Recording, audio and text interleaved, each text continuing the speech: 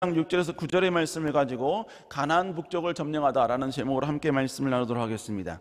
우리가 이 세상을 살다 보면 우리는 수없이 많은 행동을 하게 되죠. 근데 행동을 할 때 우리가 무의미하게 행동하기도 하지만 때로는 어떤 의미를 담아서 의미를 두고 이야기할 때도 있고 말할 때가 있지 않습니까?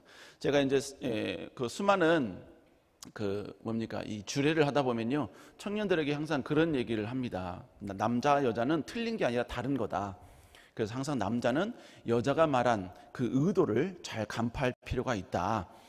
그래서 혹시 아내가 이거 너무 비싸서 못 사고 왔어요, 이 말을 들었을 때 그거 비싸구나 이렇게 생각하고 있으면 나중에 전쟁 난다.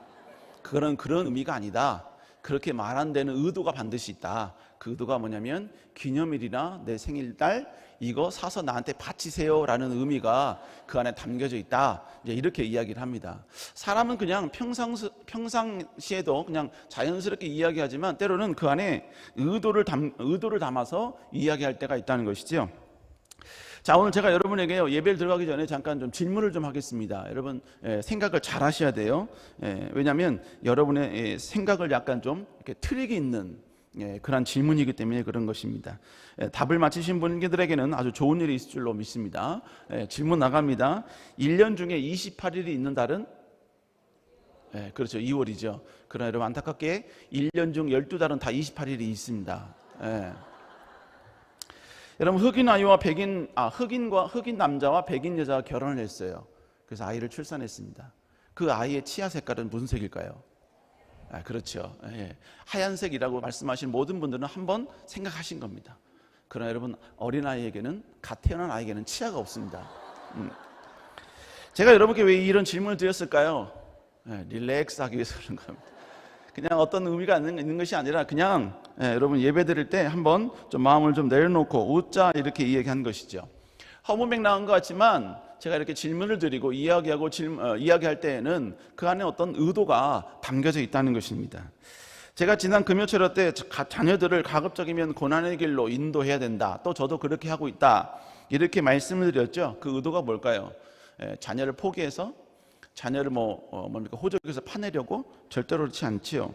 고난의 길로 인도할 때 그 고난이 주는 성장, 그 능력이 자녀에게 유익이 되기 때문에 그렇다는 것이죠.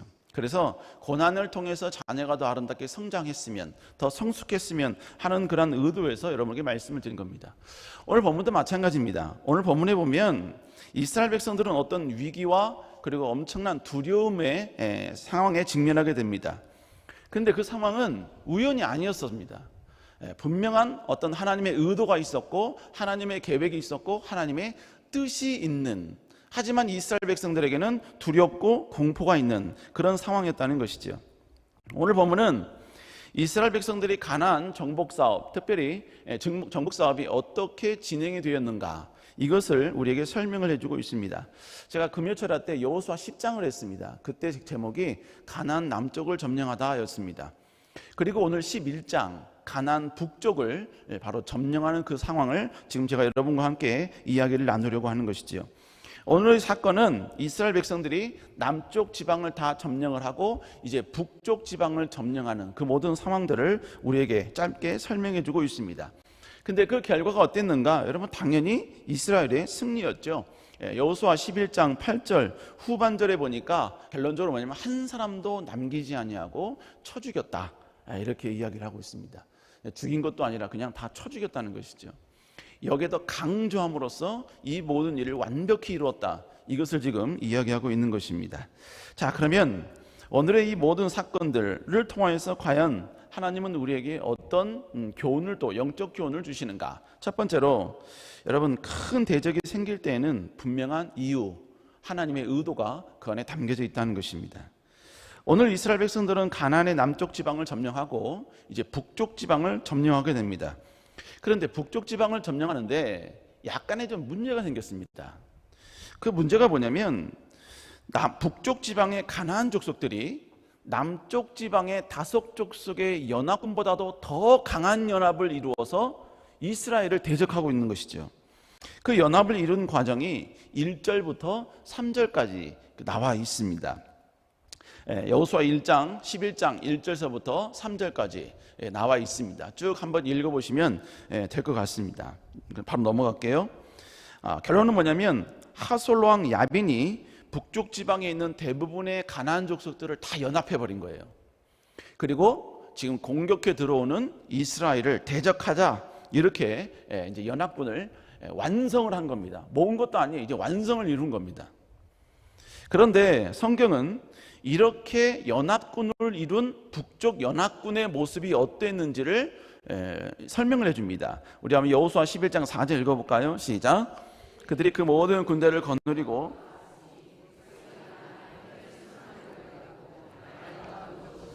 오늘 본문에 보니까 그 백성이 많다라고 표현하지 않고요, 본문에 보니까 해변에 수많은 모래 같고라고 이야기를 하고 있습니다. 여러분, 각 나라마다 그 관용구라는 게 있습니다. 관용구. 우리나라에서도 여러 가지, 우리는 그냥 그게 관용구인 줄 모르지만 우리가 사용하고 있는 관용구들이 있습니다. 뭐 예를 들면 침을 흘리다라는 표현이죠. 외국 사람들이 그냥 들으면 그냥 침을 흘리는 그런 모습처럼 들리지만, 여러분, 침을 흘리다는 이 말 속에는 또 다른 의미가 담겨져 있죠. 그게 뭡니까? 남의 것을 가지고 싶어하는 그 욕망과 욕구의 표현을 침을 흘리다라는 표현을 한 것입니다. 그래서 여러분, 사도행전 20장 33절에 보면 남의 것을 탐하지 아니하였고라는 구절이 있거든요. 근데 이걸 지금 우리의 관용구로 표현하면 어떻게 표현하냐면 남의 것에 침 흘리지 아니하였고, 이제 이렇게 표현할 수 있는 것이죠. 이제 외국어가 어려운 이유가 바로 이런 관용구들이 존재하기 때문에 어려운 것입니다. 여러분, 극단적인 단어를 사용할 때도 마찬가지입니다. 우리는 극단적인 사용할 때 뭐래? 한 번도, 절대로 이렇게 사용하지, 한 번도. 그런데 MZ세대는 이 한 번도를 1도라고 바꿔서 사용을 합니다. 그 1도 재미없어. 처음에 제가 미국 갔다 와서 보니까 애들이 막 1도, 2도 그러길래 얘는 무슨 도수가 있나? 1도, 2도, 3도를 이야기하나? 근데 나중에 보니까 이게 한 번도라는 단어를 그들의 언어로 이제 표현을 하고 있는 것이었습니다.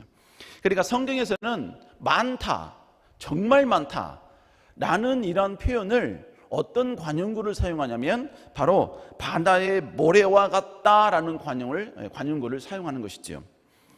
그래서 여러분, 창세기 32장 12절에서도 하나님께서 이스라엘 백성들, 특별히 아브라함에게 내 후손들, 내 자손들을 크게 많게 만들어주겠다라고 사용할 때 그때 사용했던 단어가 뭐냐면 바로 12절에 보면, 창세기 32장 12절에 보면 내 씨로 바다에 셀 수 없는 모래와 같이 많게 하리라, 이렇게 표현했다는 것이죠.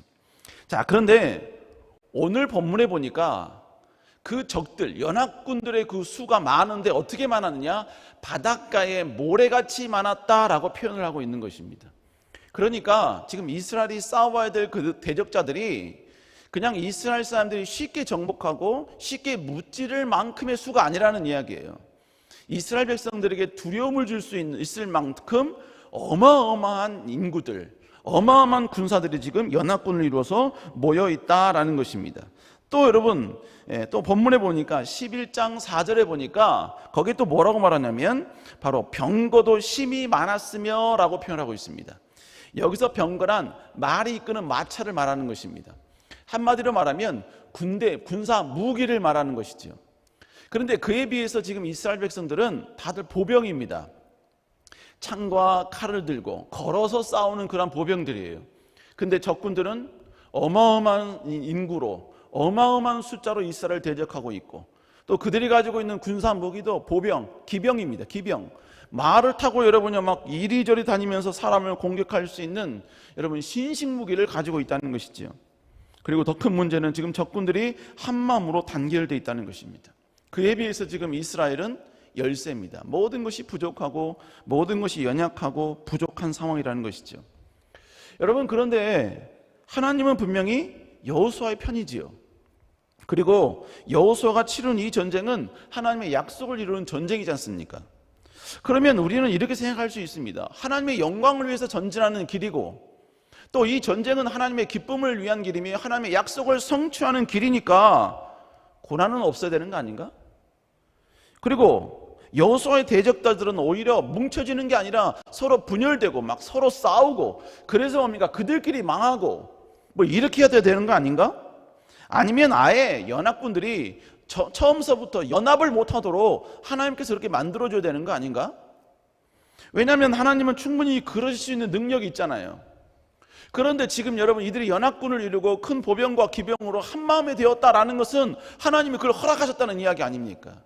이스라엘의 두려운 존재가 될 수 있도록 하나님은 침묵하셨다는 이야기고 하나님은 가만두셨다는 이야기 아닙니까?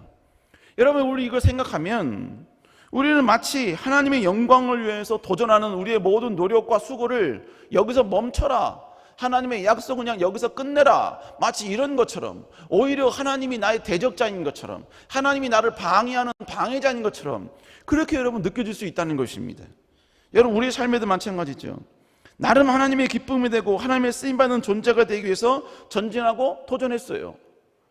그러면 장애물들이 사라져야 되는데 장애물들이 오히려 더 많아지는 것 같아요. 오히려 나의 장애물, 내가 넘어야 될 산들은 점점점 여러분 더 커지는 것 같아요. 아이는 더 말을 안 듣고, 가정의 여러 가지 많은 상황들은 더 안 좋아지고, 여러분 해결될 기미가 보이지 않는다는 것입니다. 그래서 여러분 믿지 않는 자들보다 오히려 지금 나의 상황은 더 열악해져 가는 것 같고, 오히려 여러분 믿지 않는 사람들은 더 승승장구하고 직장과 사업에서 더 잘 나가는 것 같고, 나는 계속적인 실수와 실패만 반복되는 것 같고 채워지는 것 같지는 않고, 여러분 우리는 이런 갈등 속에 우리는 빠질 때가 있다는 것입니다. 그런 상황이 되면 우리는 좌절하거나 절망하게 되는 것이죠. 그러면서 우리 이렇게 생각합니다. 하나님이 나를 버린 건가? 하나님의 긍휼은 이제 더 이상 나에게는 없는 건가? 저 사람에게는 역사하지만 이제 더 이상 하나님은 나에게는 역사하지 않는 건가? 그렇게 열심히 했던 나의 모든 과거의 충성과 헌신은 이제 다 공중분해된 건가? 이건 다 의미가 없어지는 것인가? 여러분 우리는 이렇게 계속해서 고민할 수밖에 없다는 이야기죠. 지금 여호수아가 지금 직면한 상황이 이런 상황이었다는 것입니다. 그런데 그 다음 구절에 보니까요, 여호수아의 직면한 이 모든 위기가 우리의 생각과는 완전 다른 하나님의 또 다른 의도가 담겨 있는 모습이었다라는 것을 표현해 주는 구절이 나옵니다. 우리 한번 여호수아 11장 20절 한번 읽어볼까요? 시작. 마음이 완악하여 싸우러 온 것은 여호와께서 그러하게 하신 것이라. 그들을 진멸하여 다치게 하여 은혜를 입지 못하게 하시고 모세에게 명령하신 대로 그들을 멸하게 하심이었더라. 이 본문의 내용이 결국은 뭘 말하냐면요, 지금 이스라엘 백성들을 대적하기 위해서 연합군을 이룬 것은 한마디로 하나님이 한꺼번에 진멸시키려고 연합군을 이루셨다는 거예요. 그들이 연합군을 이룬 것은 당장은 이스라엘 백성들에게 공포고 두려움이고 걱정이고 위기고, 여기서 끝인가라는 그런 여러분요 엄청난 큰 공포를 주는 상황이지만, 그러나 그 뒷면에는, 그 모든 고난을 허락하신 데에는 하나님이 오히려 모든 것들을 멸하게 하기 위해서, 모든 걸 없애기 위해서, 한꺼번에 진멸시키기 위해서 하나님께서 이 모든 걸 허락하셨다는 것입니다. 그러니까 지금 당장 여호수아 입장에서 보면 지금 이 공포는 나에게 두려움을 줘요.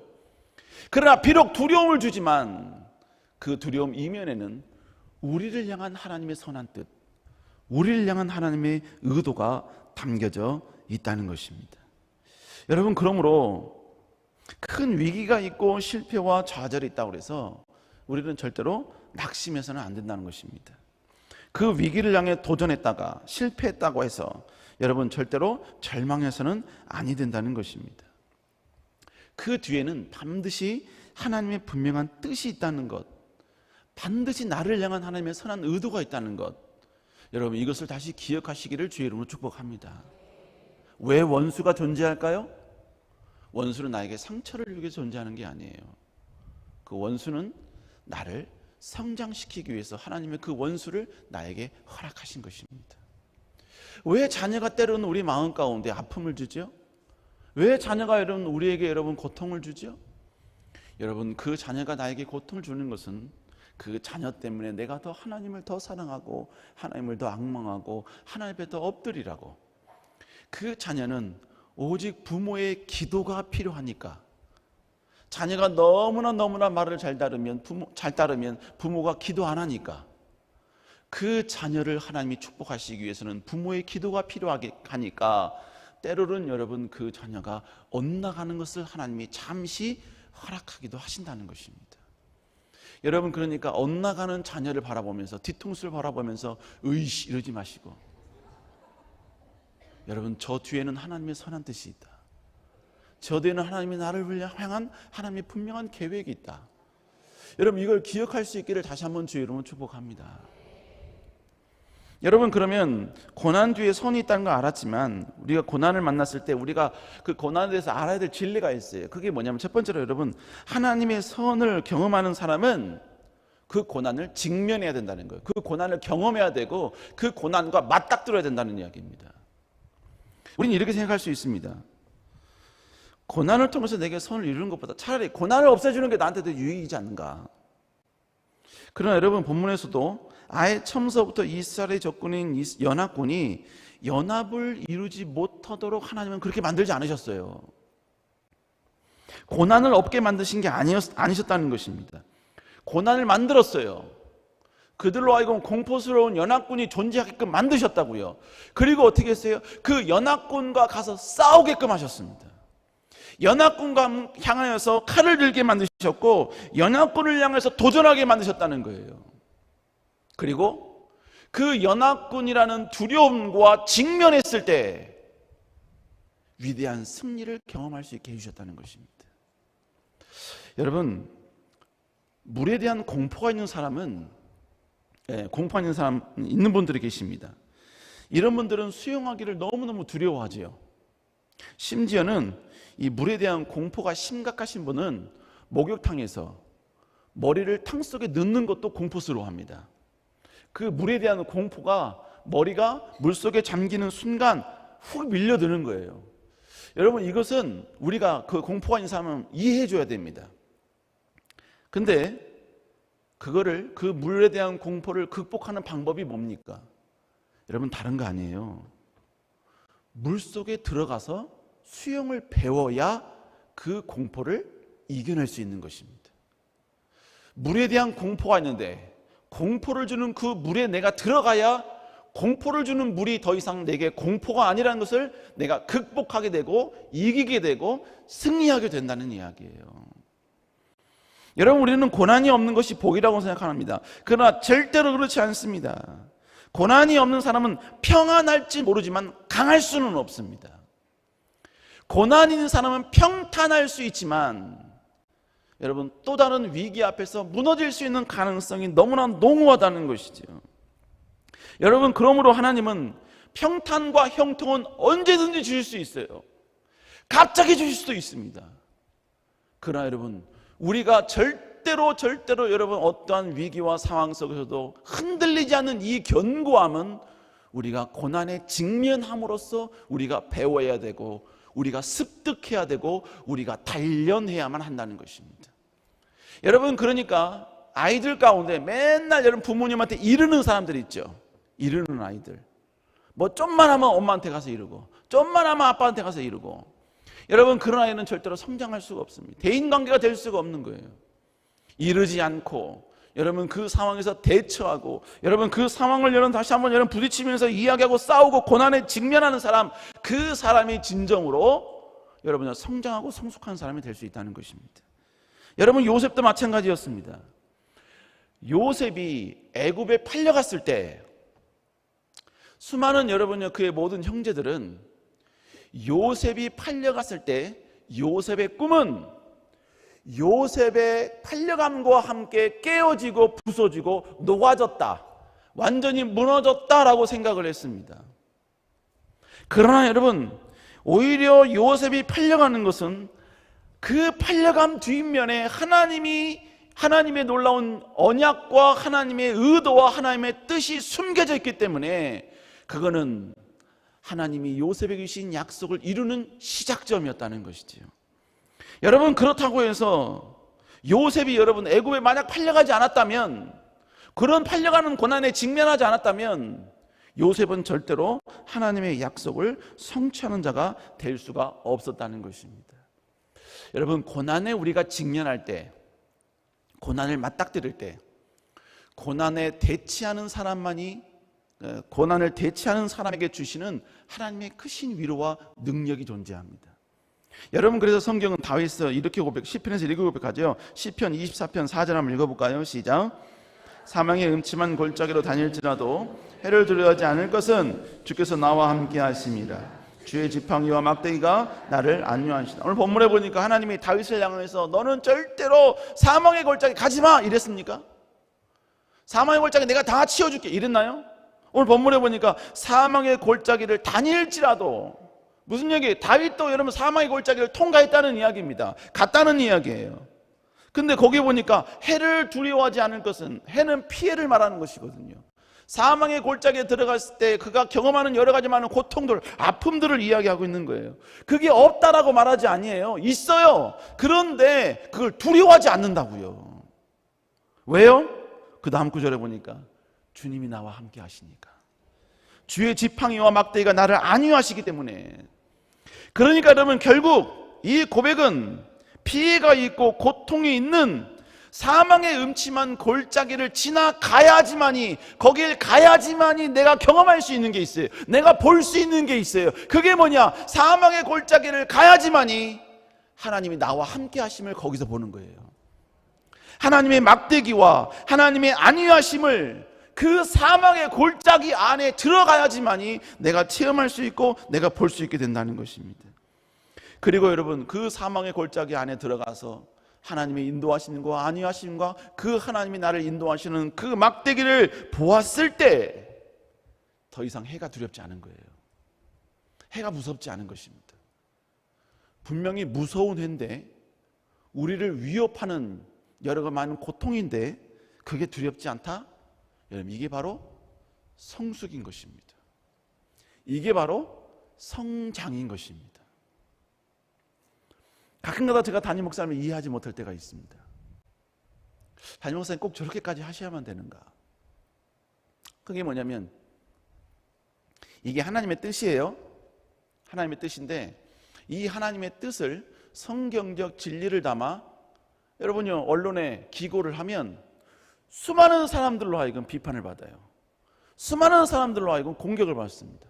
수많은 사람들로 하여금 조롱질을 당합니다.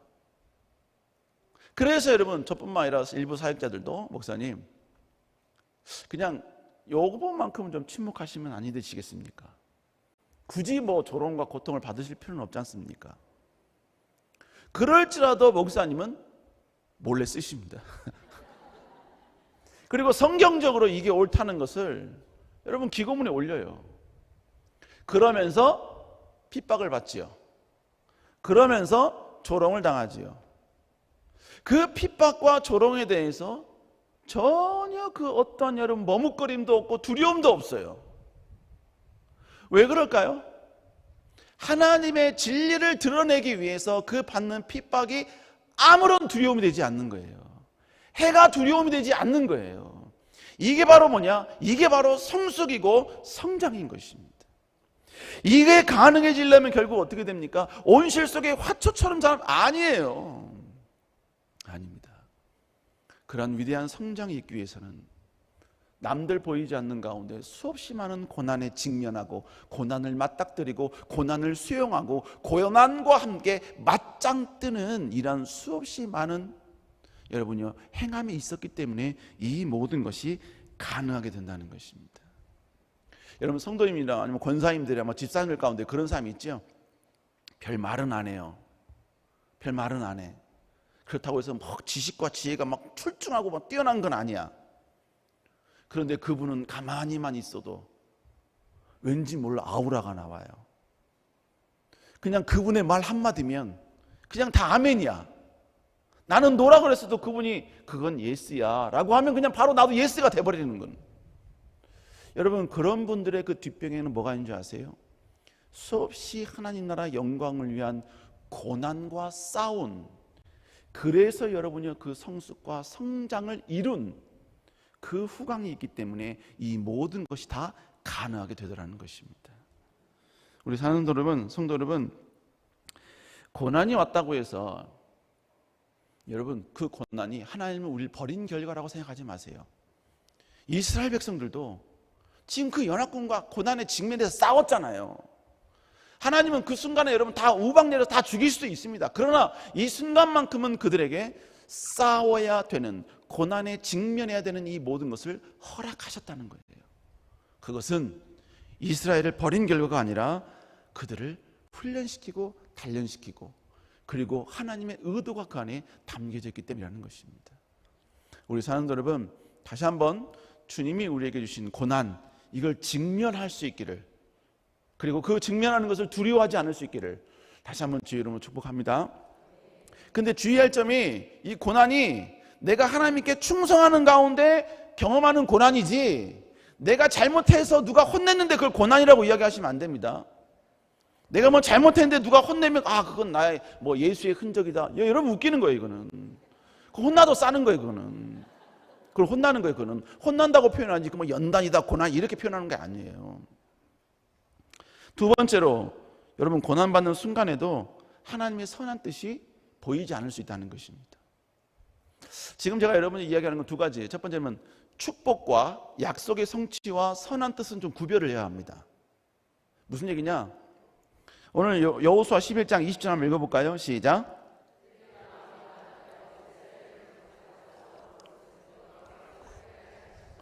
그들을 진멸하여 바치게 하여 은혜를 입지 못하게 하심으로 명령하신 대로 그들을 멸하게 하심이라. 결국 하나님께서, 이 구절은요, 여호수아가 했던 그 전쟁에 대해서 분석하고 평가해 준 내용입니다. 그러니까 오늘의 이 분석과 평가를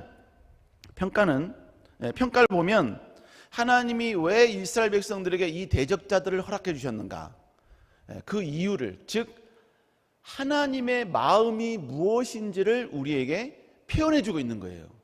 우리에게 좀 드러내 주고 있는 거예요. 물론 6절에서 이 전쟁에서 반드시 여호와가 승리한다는 것을 말씀해 주셨습니다. 그런데 그 결론을 이야기해 줬는데, 왜 이들이 이렇게 연합군을 이루어서 이스라엘 백성들에게 무서움의 대상이 됐는지 그 이유는 설명을 하고 있지 않아요. 그런데 오늘 20절에 와서는 왜 이 적들이 연합을 이뤘는지 그것을 설명해 주고 있는 것입니다. 그게 결국 뭐예요? 하나님께서는 북쪽을 이스라엘 백성들이 여러 군데 다니면서 막 정복하는 것보다 얘네들 그냥 한꺼번에 모아서 한꺼번에 정복하는 이 단순한 방법을 이스라엘 백성들에게 주기 위해서 수많은 북쪽 가나안 족속들이 연합하는 것을 방치해 주셨다는 이야기예요. 그러니까 지금 연합을 이룬 이 고난이 왜 이스라엘 백성들이 온지에 대해서, 그 이유가 무엇인지 하나님은 지금 오늘 본문은 우리에게 설명을 해주고 있는 것입니다. 자, 그런데 이게 이제 또 약간 성경을 여러 가지 관점에, 비평학적 관점으로 보면요, 오늘의 이 본문의 내용은요, 여호수아는 모르는 내용이에요. 무슨 얘기냐? 오늘 이 모든 전쟁에 대한 평가는 여호수아의 저자가 모든 전쟁이 다 끝나고 난 다음에 이 전쟁이 어떠어떠했다라는 것을 오늘 전쟁을 읽는 독자들에게 설명을 해주고 있는 거예요. 그러니까 그 전쟁에 임했던 여호수아는요, 이 연합군들이 이렇게 모인 의도가 한꺼번에 죽이게 하려고, 한꺼번에 진멸시키려고 하신 하나님의 의도가 담겨져 있다는 사실을 여호수아는 모르고 있다는 것입니다. 그러나 여호수아는 뭘 받았냐면 반드시 이 전쟁에서 승리해 줄 것이라는 것은 약속은 받았어요. 그러나 왜 하나님께서 이 고난을 자기에게 허락하셨는지, 왜 이 연합군들을 이렇게 한꺼번에 모아서 자기들에게 공포를 주는지, 이것은 하나님은 여호수아에게 공개하지는 않았다는 거예요. 제가 지금 여러분에게 말씀드린 내용이 어떤 내용인지 아시겠습니까? 결국 뭘 말하냐? 지금 여호수아는요, 하나님의 약속이 반드시 이루어질 거라는, 반드시 승리할 거라는 이 한 가지 사실만 믿고 전진했어요. 지금 이 고난을 나에게 왜 주셨는지 이거는 모른 채 그냥 그는 주신다고 하니까 전진하고 나간 것입니다. 여러분, 때로는요, 우리가 고난에 직면할 때, 위기가 직면할 때요, 반드시 하나님께서 이 고난은 내게 유익이 될 줄로 믿습니다. 그런데 그 유익, 그 고난이 왜 나에게 왔는지는 몰라요. 왜 하나님이 나에게 이 고난을 허락하셨는지는 몰라요. 반드시 선이 되는 건 맞는데 그 선이 어떤 선인지, 어떤 모습으로 내게 다가오는지 이건 모를 때가 있다고요. 모를 때가. 여러분, 제가 뭡니까, 우리 교회와 또 담임 목사님의 배려로 미국을 갔잖아요. 미국을 갔을 때 미국 가는 그 모든 것들은 하나님의 약속, 응답을 받고 갔습니다. 그래서 간 거예요. 그런데 미국 가서 저의 뭡니까 1년 반 동안의 고민은 뭐였냐면요, 그래 미국 온 건 하나님의 뜻이야. 그런데 하나님 나를 왜 미국에 보냈습니까는 또 다른 문제였습니다. 또 다른 문제였어요. 그래서 1년 반 동안 하나님이 나를 왜 미국에 보냈는지에 대해서 궁금했기 때문에, 뜻이 뭔지 몰랐기 때문에 미국에서 1년 반 동안 저의 모든 행동들은 약간 제약적이었습니다. 여러분, 미국에서 쉬는 시간에 축구할 수 있습니까? 없습니까? 미국에서 축구할 수 있어요? 없어요? 할 수 있잖아요. 안 하면 죽어요. 이렇게 비만해져서. 할 수 있지 않습니까? 그리고 매일 축구하는 것도 아니고 한 주일에 한 번 하는 건데 할 수 있잖아요. 그죠? 네. 허락 좀 해주세요.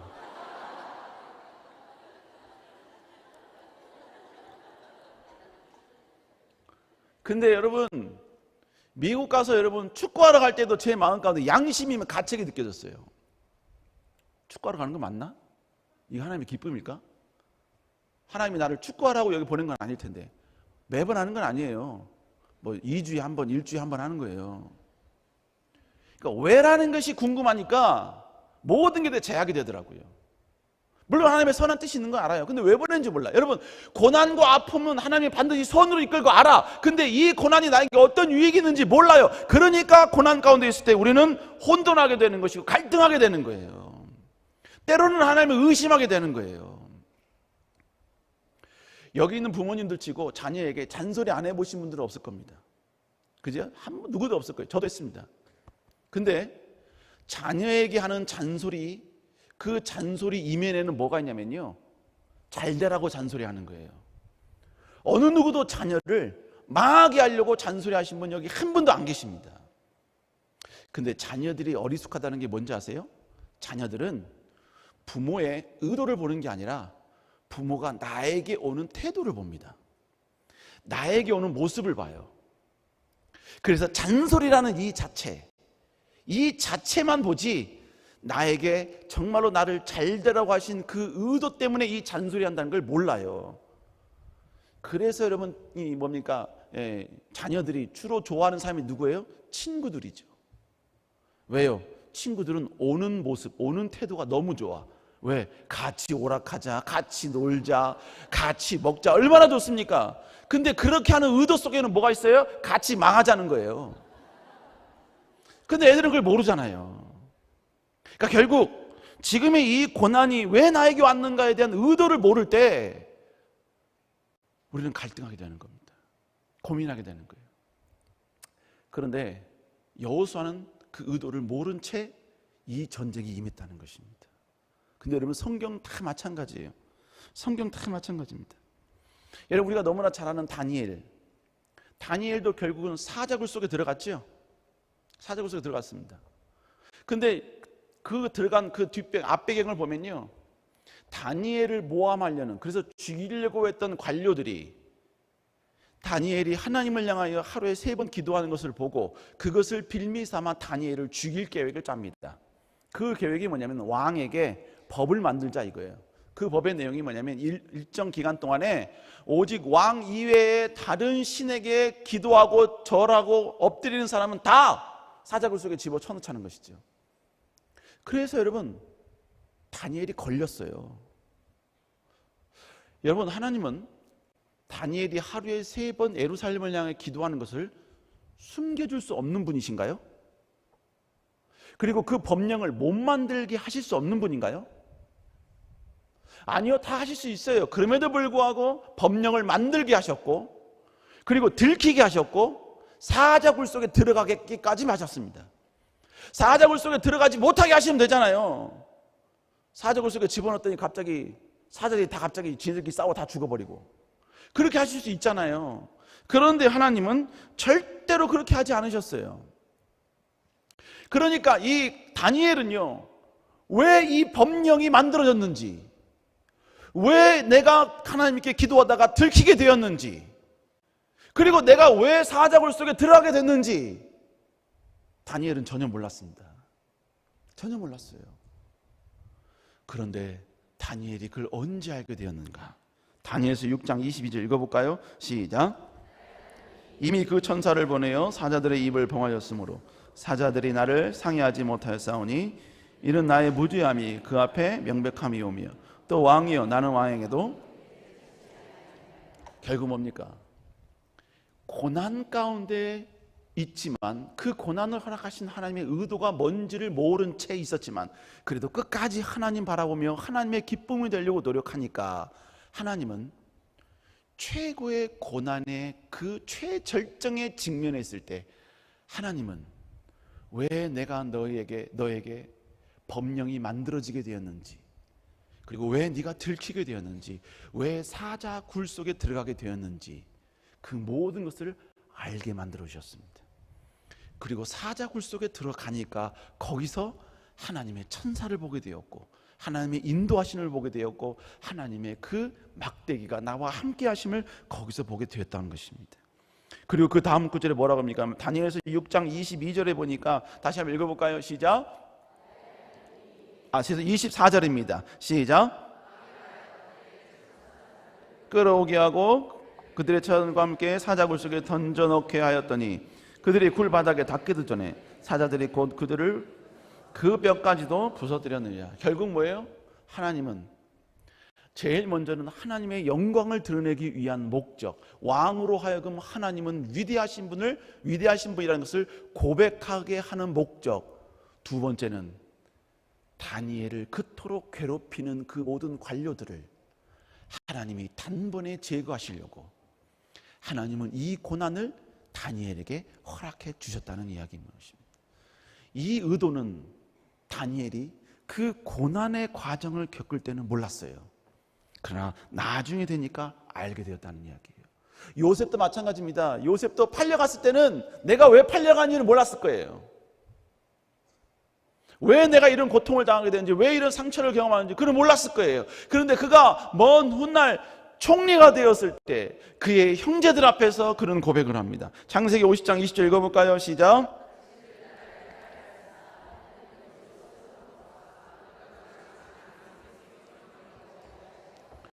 이것이 결국 요셉이 팔려가기 전서부터 요셉을 향한 하나님의 의도였다는 것입니다. 요셉에게 고난을 주셨던 하나님의 숨겨진 그 의도가 결국 그 모든 고난이 다 끝나는 그때 하나님은 요셉에게 가르쳐 주셨고 요셉에게 나타나셔서 내가 이런 의도가 있었다, 이런 뜻이 있었다 하나님께서 말씀해 주셨다는 것입니다.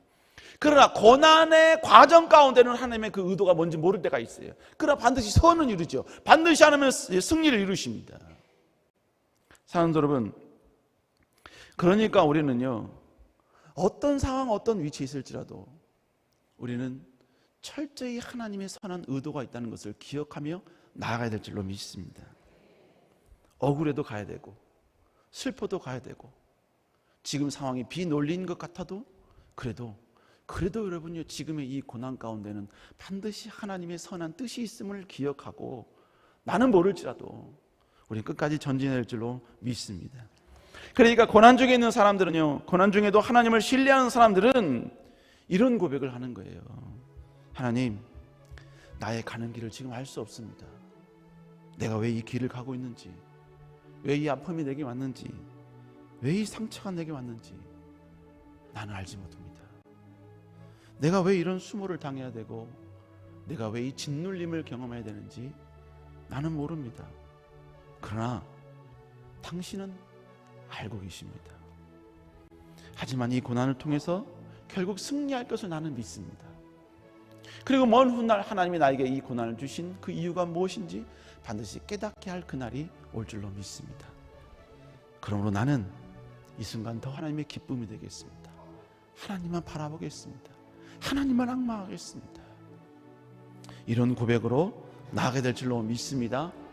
우리 다시 한번 이런 고백으로 하나님께 찬양하겠습니다. 주가 보이신 생명의 길, 주가 보이신 생명의 길, 나 주님과 함께 상한 마음을 들이며 주님 앞에 나아가네. 나의 의로움이 되신 주 그 이름 예수, 길이 되신 이름 예수. 나의 길 오직 그가 하시나니, 나를 단련하신 후에 내가 정금같이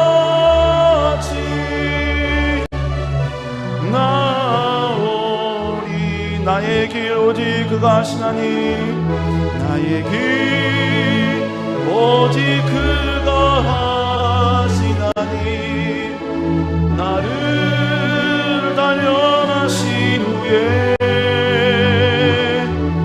내가 정금같이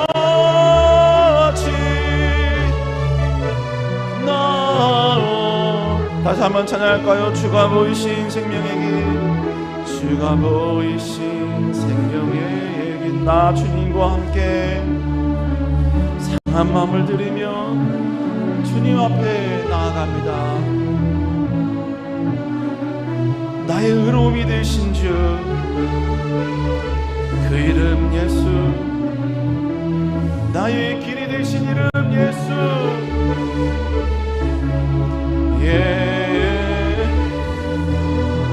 나의 길, 나의 길 오직 그가 하시나니, 나를 단련하신 후에 내가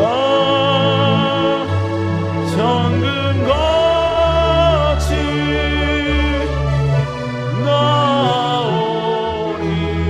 나의 길 오직 그가 하시나니, 나의 길 오직 그가 하시나니, 나를 단련하신 후에 내가 정금같이 나오리라. 우리 시간 함께 기도하도록 하겠습니다. 여러분, 이 삶 준비되어 있는데요, 의미가 없어요. 우리 시간 함께 간절히 기도하길 원합니다. 여러분, 하나님은 여호수아에게 내일 위대한 승리를 경험할 것이라는 것을 약속해 주셨습니다. 하지만 지금 이 고난이 왜 너에게 있는지는 말씀해 주지 않으셨어요. 그러나 그 고난 뒤에 하나님의 분명한 선한 의도와 선한 뜻이 담겨져 있습니다. 그러니까 내가 하나님의 영광을 위해서, 하나님의 기쁨이 되는 그 일에 더 여러분 이해가 안 돼도 집중하며 최선을 다하고 충성만 하고 있으면 하나님 반드시 모든 대적들이 우리 앞에 무너지는 그 내일을 보게 해주실 것입니다. 내일이 당장 내일이 아닐 수도 있어요. 먼 훗날일 수도 있습니다. 그러나 하나님은 반드시 하나님을 의지하는 자, 바라보는 자, 앙망하는 자, 그에게 반드시 승리를 경험하게 해주십니다. 여러분, 그러니까 원수가 많다고, 억울함을 던져주는 사람이 많다고, 내게 고통을 주는 상황이 많다고, 문제가 해결되지 않는다, 그것 때문에 좌절하지 마세요. 그 순간에 하나님의 기쁨을 찾아서 더 열심히 충성하고 하나님의 십자가만 바라보고 하나님의 약속만 바라보고 전진하면 되는 것입니다. 그러면 하나님은 반드시 그런 자만이 아는 위대한 축복을 우리에게 허락하실 줄로 믿습니다. 하나님, 우리가 그런 주인공 되게 하여 주옵소서. 우리가 그런 마음으로 나아가게 하여 주시옵소서. 우리 시간 나같이 하나님께 간절히 기도하도록 하겠습니다. 기도하십니다. 사랑의 주님, 아버지여, 하나님의 위대한 승전을 알리는 위대한 아버지여, 가나안 정복의 사업 중에서도 왜 연합군들이 이렇게 이스라엘 백성들에게 위협의 존재가 되는지 그 이유와 목적은 알지 못했습니다. 그러나 주님, 아버지 그 뒤에 분명한 하나님의 선한 뜻이 있음을 압니다. 모든 가나안 족속들을 한꺼번에 멸하시려고 하나님은 그들을 연합하게 하셨고, 비록 이스라엘 백성들에게 공포를 주지만 그러나 아버지 단번에 모든 것을 전멸시키기 위하여 이 고난을 허락하셨음을 다시 알게 하여 주시니 감사합니다. 주님, 당장은 모르지만 먼 훗날 하나님이 왜 우리에게 고난을 주셨는지, 왜 그때 위기를 주셨고, 왜 아버지 눈물을 주셨고, 왜 그때 어려움을 주셨고, 왜 그때 우리에게 아버지 상함을 주셨는지, 아버지 왜 이 모든 고난을 우리에게 허락하셨는지 분명히 그때를 알게 하실 때가 올 줄 너무 믿습니다. 주님, 우리는 다시 한번 여호와의 그날을 바라보며 그날을 의지하며 나가는 저희를 낼 수 있도록 여호와여 인도하여 주시옵소서. 우리 하나님은 우리의 내일을 약속하신 분인 줄 너무 믿습니다. 주님, 여호와여 그 주님 바라보며 나아가게 하여 주시옵소서. 역사하여 주시옵소서. 사랑의 은혜가 충만하신 주님, 우리는 다시 한번 고난보다 위대하신 하나님을 신뢰합니다. 아버지의 이 고난의 한복판에 서 있지만 그러나 내일 반드시 그 승리를 보리라 하신 하나님의 약속이 있음을 우리는 믿습니다. 하나님, 그 약속을 바라보며 지금 고난의 길을 묵묵히 걸어가고 있는 이 순간에도, 하나님의 의도를 알지 못하는 이 순간에도 우리는 하나님의 기쁨이 되기 위하여 묵묵히 걸어가는 저희들 되게 하여 주시옵소서. 그리고 먼 훗날 하나님이 이루신 위대한 역사를 경험하게 하여 주옵소서. 함께 하실 줄 믿사옵고 살아계신 예수님 이름으로 간절히 기도드렸사옵나이다. 아멘. 할렐루야.